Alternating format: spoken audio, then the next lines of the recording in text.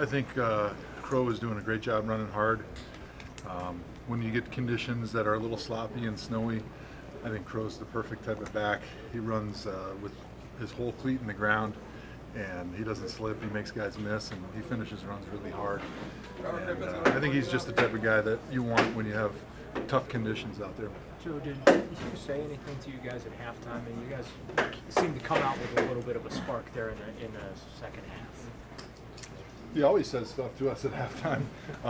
We haven't really played well in the second half, on average, throughout the season. But I thought we played better in the second half than the first half today. Hard to put your finger on it. I mean, I think sometimes the halftime speech / adjustment is kind of an overrated part of the game. But I think maybe the only switch that we made is maybe running it a few more times, getting a few more run calls in the second half, and we kind of gashed them on a few of them, and I think that was kind of the key to a couple of our second half drives. Do you know why Crow wasn't involved more earlier?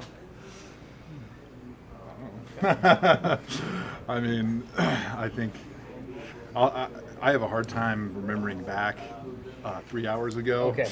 I get hit in the head a lot, but I think early on maybe you get a couple run calls, and if they don't go for the 4 yards and you're not on track, as an offensive coordinator, it's hard to call them again. But I don't even know if that was the case today. I can't remember back that far, to be honest.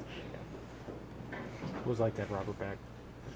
Yeah, it was great having him back out there. I think you saw that he gives us a different dynamic back there at quarterback, the way he can run the ball. And I think that does make a difference in the run game and in pass protection when you have a guy that's elusive like that. Defenses have to be much more cautious with their pass rush and with the calls that they're getting on defense with their blitzes and their stunts, because what they don't want to do is leave a gap free and let the quarterback run through it. So they have to be a lot more disciplined and measured, which makes our job a lot easier up front.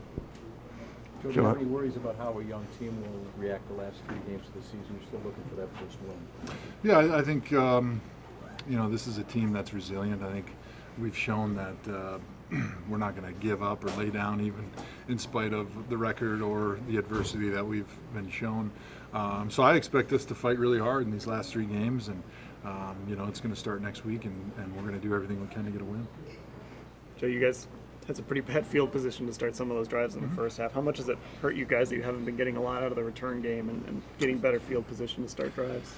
It's nice to start the drive at the 40-yard line or at midfield a lot, but in the NFL that's not always the case, and good offenses have to be able to overcome being backed up.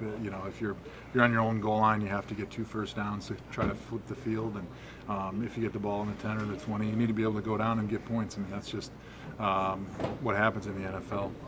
Do you guys have to fight the feeling that a win seemingly gets more difficult each week as this goes on, or is it... I don't think as players we look at the big picture like that a lot of times.